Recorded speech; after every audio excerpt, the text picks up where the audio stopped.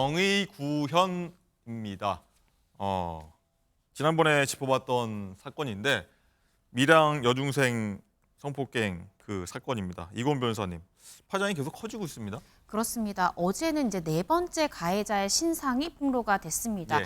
최초의 밀양 사건의 가해자의 첫 번째 신상을 폭로했던 그 유튜버가 어제 네 번째 가해자다라고 하면서 신상을 공개했는데요. 네 번째 가해자 같은 경우에는 공공기관에 재직 중이고 이제 대리 직급을 달고 있다 이렇게 공개를 했습니다. 예. 그러면서 현재 이 전혀 반성하고 있지 않은 태도를 지인들과 이야기한다라고 하면서 어린 시절에 그럴 수도 있지 이것 가지고 왜 이렇게 대수냐라는 식으로 전혀 반성하고 있지 않은 현재의 심경까지도 공개를 했고요. 예. 뭐 최근에 아파트를 큰 평수로 이사했고 가정을 꾸렸고 자식까지 있다 이런 세세한 신상까지도 공개를 했습니다.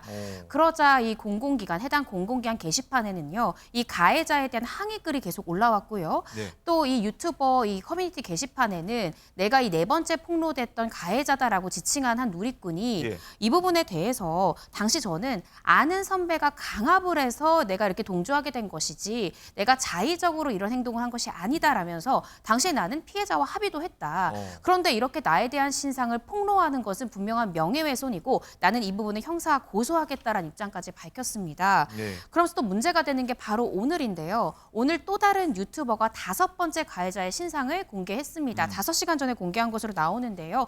비슷한 나이 또래의 이 밀양에 있는 고등학교를 졸업했다라고 하면서 이 사람의 SNS 사진을 조금 공개를 했는데 거기서 어떤 현금 따발이랄지 금팔찌랄지 굉장히 호화로운 생활을 하고 있는 것이다라고 추측해 하는 SNS 사진도 같이 공개를 했습니다. 그러면서 뭐 제보가 들어왔는데 이 사람 6, 7년 전 이 신상까지 뭐 행적까지만 공개가 됐고 현재 도피 중이다라는 제보를 받았다라고 하고요. 현재 이 다섯 번째 가해자 같은 경우에는 어떤 직장을 다니는지 어떤 직업인지까지는 지금 확인이 되지 않는다라고 하면서 네. 이 다섯 번째 가해자의 신상까지도 공격적으로 지금 2명의 유튜버가 계속 공개하고 있는 그런 상황입니다. 자, 다섯 번째 가해자 공개. 저희가 키워드로 잡았던 뭐 정의구현 뭐 이렇게 맞을진 모르겠습니다만은 많은 분들이 그렇게 해석할 수도 있고요. 저희가 뭐 그래서 그렇게 정해봤는데 이 교수님 일단은 잠깐 이 변호사님 언급하셨지만 엉뚱한 사람이 피해를 보는 사건도 좀 사례가 있어서 좀 이게 좀 문제가 되는 것 같아요. 그러니까 그 사적 제재의 그 대표적인 그 폐해가 전혀 사건과 관련이 없음에도 불구하고 마치 주요한 인물로 잘못 낙인이 찍히는 그것이 제일 우려할 점인데요. 예. 실제로 그런 일이 그 발생한 것 같습니다. 소위 그 주동적 역할을 했던 여자친구로 알려진 사람이 사실은 전혀 여자친구도 아닙니다. 그런데 지금 그 네일 아트를 이렇게 운영하고 있는데 잘못 지정이 되다 보니까 이 네일 아트 그 리뷰에 그야말로 욕설이 그 난무하는 뭐 이런 상태까지 발견이 된 거죠. 전혀 사건하고 관련이 그 없음에도 불구하고 그래서 이 당사자는 물론 그 여성으로서 이 피해자의 그 아픔을 그 공감을 하고 그것은 충분히 피해자에 대한 그 보호를 해야 되면 맞지만 그럼에도 불구하고 나와 같은 이러한 그 사례는 전혀 온당치가 않은 것이기 때문에 적극적인 법적 대응을 하겠다. 뭐 이를테면 명예훼손의 혐의도 분명한 것이고요. 더군다나 이 네일 아트라고 하는 업무를 적극적으로 또는 위계에 의해서 가짜 정보로 방해한 이런 혐의에 대해서도 법적 조치를 취하겠다. 예. 뭐 이런 입장을 취하고 있는 거 봐서는 설령 그 당시에 여러 가지 그 문제점으로 공분을 사내게 하는 것은 우리가 공분을 자아내는데 이등 설득력이 있다고 하더라도 이와 같은 공적인 이 정보 제공 등은 엄연히 법적인 근거가 있어야 되고 국가기관에서 해야 되는 것인데 지금 뭔가 그 일그러진 사적 제재에 실증적인 사례가 드러났다고 평가할 수가 있을 것 같습니다. 네, 사적 제재 부작용 저희가 얘기하고 있는데 이 변호사님 일단 검증되지 않은 폭로의 위험성 분명 짚고 넘어갈 부분인 것 같긴 해요. 그렇습니다. 이 사적 제재 두 가지의 큰 폐단이 이제 첫 번째가 피해자에 대한 2차 가해가 될 수 있다라는 점과 두 번째는 교수님께서 말씀 주신 대로 이게 아무래도 사적인 거다 보니까 팩트 체크가 정확히 이루어지지 않습니다. 그래서 무분별하게 실제 사실이 아님에도 마치 그런 가해자인 것처럼 무분별한 정보가 무고한 피해자를 낳을 수도 있다라는 문제점이 있는데요. 무고한 피해자. 네, 실제적으로도 2020년도에요. 일명 디지털 교도소라고 불리는 웹사이트가 있었습니다. 이 웹사이트는 이 성범죄자의 가해자로 추정되는 인물의 사진, 학교, 학번, 나이, 주소까지 상세하게 공개하는 곳인데 여기에 겨우 20살밖에 되지 않은 명문대 남학생이 성범죄자라고 적시되면서 신상이 올라가게 됩니다. 그러자 이 가해자가 너무 억울하다라면서 나는 전혀 성범죄를 저지른 적이 없다라고 에브리타임이라는 또 웹사이트에 해명글을 올렸거든요. 예. 그런데 이미 이 웹사이트 디지털 교도소에 이 신상과 사진이 그대로 공개되면서 자신에 대한 모든 신상이 온라인상으로 다 유포가 된 겁니다. 어허. 그리고 이게 문제가 있는 게 언론 같은 경우에는 한쪽에서 반박글이 나오거나 해명글이 나오면 이걸 충분히 보도에 반영하지 않습니까? 근데 이 사적 제재를 행하는 이 디지털 교도소에서는 이러한 해명글을 제대로 반영하지 않고요. 잠시만 이 신상을 비공개로 했다가 다시 공개로 돌림으로 인해서 결국 이 명문대생 억울하다라는 심경을 밝히고 결국 극단적인 선택을 했던 아유. 그런 사건까지 있었습니다. 그렇군요. 자, 이 교수님 어쨌든 다른 얘기 또 넘어가면은 이 유튜버가 피해자 가족에게 허락을 받고 신상 공개한다는 입장을 밝혔었는데 피해자 측은 동의한 바 없다 이렇게 해서 또 좀 논란이 되는 것 같습니다. 네, 그렇습니다. 그 유튜버 그 측에서는 마치 그 피해자 측과 직접 이메일을 나누어서 결론적으로 동의를 받았다. 이 신상 공개에 대한 적극적인 의견 합체가 있었다라고 하는 식의 이야기 있었던 것 같은데 네. 사실은 그것이 전혀 사실이 아니었다라고 하는 허위의 얘기인 것 같습니다. 즉 피해자 측에서는 전혀 동의도 없었고 연락도 없었는데 뭐 일방적인 지금 공개가 이루어졌다. 예. 그래서 동의가 있었다라고 하는 그런 내용과 문구는 이 유튜버 측에서 지금 삭제가 또 된 것 같고요. 그래서 가장 그 심각한 것은 이른바 그 피해자의 제2차 피해자화가 다시 20년 지나고 나서 또 현재 진행 중이라고 하는 이런 엄청난 폐해 같습니다.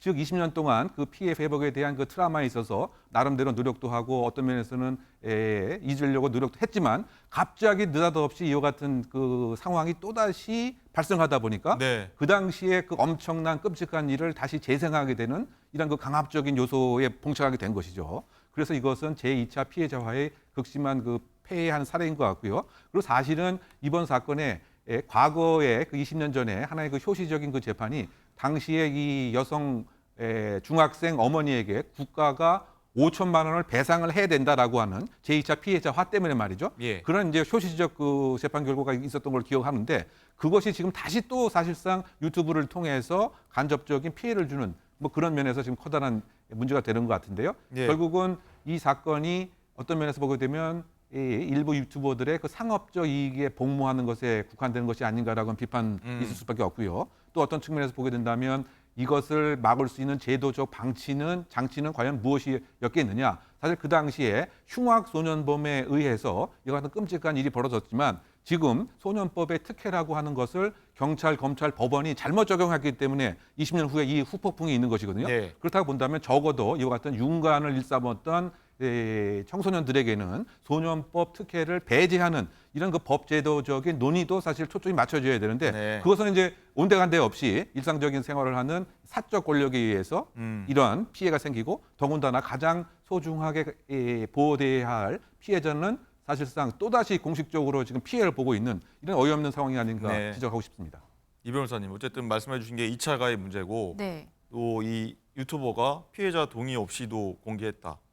그럼 이 유튜버들은 뭘 위해서, 누굴 위해서 공개한 건가요? 아무래도 경제적 이득이 아닐까 싶습니다.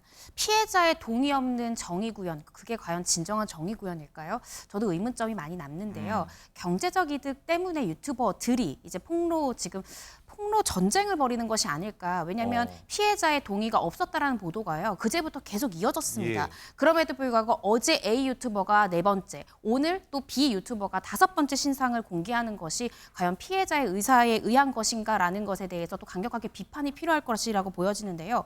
그럼 어떠한 이 경제적 이득을 누릴까를 한번 좀 살펴보면 예. 현재 지금 최초의 이 가해자의 신상을 유포했던 유튜버가요. 후원금을 지금 유튜버한테 보내고 있는 현상들이 두드러집니다. 적게는 뭐 2,000원에서 많게는 50만 원까지 이 구독자들이 후원금을 보내고요. 이 후원금의 규모도 상당하고요. 또 심지어 이번 주에만 이 최초 유포했던 이 유튜버의 구독자 수가 30만 명이 더 늘었다는 겁니다. 예. 그래서 예상 수입을 좀 산정을 해보면 이 유튜버가 한 달에 벌어들일 이 수익만 하더라도 예상 수익, 월 수익이 1,756만 원이 지금 집계가 되고 있고요. 또 광고를 통해 얻을 수 있는 제휴 수익 역시나 641만 원 정도가 들 것이다. 그러니까 굉장히 많은 경제적 이득이 이 영상 폭로로 인해서 유튜버들이 취득하게 될 것이다. 이런 지금 분석들이 나오고 있습니다. 그렇군요. 자, 무엇이 정의인가 여기서 생각할 대목인 것 같습니다. 어쨌든요, 이건 변호사님. 네. 자, 고인이 된 배우 최진실 씨의 선행도 이 시점에서 뭐 재조명되고 있다고 하는데 무슨 내용이죠? 네, 고 최진실 씨가요, 이제 가정폭력으로 언론이 보도되면서 이 부분이 한 건설사의 광고주로서, 광고 모델로서 품위유지 의무를 위반했다라고 손해배상 청구 소송을 당한 적이 있습니다. 이때 변론을 맡았던 게 강지원 변호사인데, 강지원 변호사가 동일한 시기에 지금 우리가 다루고 있는 이 밀양 성폭행 사건의 피해 여중생의 변호를 또 맡았거든요. 예. 근데 두 사건 다 무료로 이 변호사가 변호를 맡았는데, 밀양 사건 같은 경우에는 이 부분이 문제가 되지 않았지만 최진실 씨 같은 경우에는 연예인이니까 이 무료 변호의 혜택을 본 것이 아니야라는 또 비판적인 시각이 있었어요.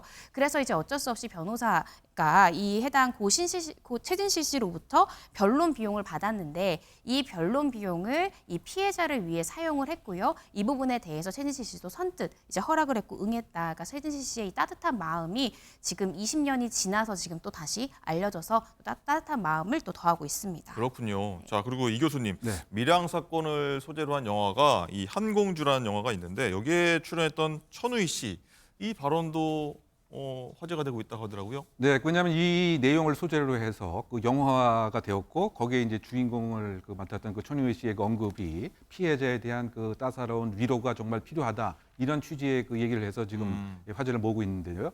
그 당시 그 시점을 그 기억을 반추해 보면 예. 제작비가 사실상 거의 뭐 없다시피 해서 어떻게 보면 마음을 모아서 영화를 제작한 뭐 그런 그 상황이었다. 그렇군요. 뭐 그런 얘기를 하고 있고요. 더군다나 그 피해자한테 내가 조금 더 가까이 가고 보호를 해주고 이제 그런 마음에서 사실은 이 영화가 제작이 되었고 나도 역시 그와 같은 일을 계속 하고 싶다 이런 취지의 그 얘기를 한 것 같고요. 또 어떤 측면에서 봐서는 지금 그 형사사법 시스템이 가해자 중심으로만 이루어지고 있는 점도 간접적으로 지적한 것이 아닌가 생각이 됩니다. 피해자는 단순한 증거 방법으로서 하나의 그 이 변방에 있는 이런 위치에 그 불과한 것이고 실질적인 지원과 보호에 대한 것은 없었기 때문에 이 영화를 통해서 나는 그런 마음을 가졌고 앞으로도 형사사법 그 시스템이 피해자 중심의 보호 위주에 관한 것에 무관심해서는 안 된다라고 하는 네. 이런 내용도 담아 있는 것이 아닌가 개인적으로 해석해 봅니다. 네, 세상에 그런 사람도 있지만 이런 분도 계시다. 그런 생각을 하게 됩니다.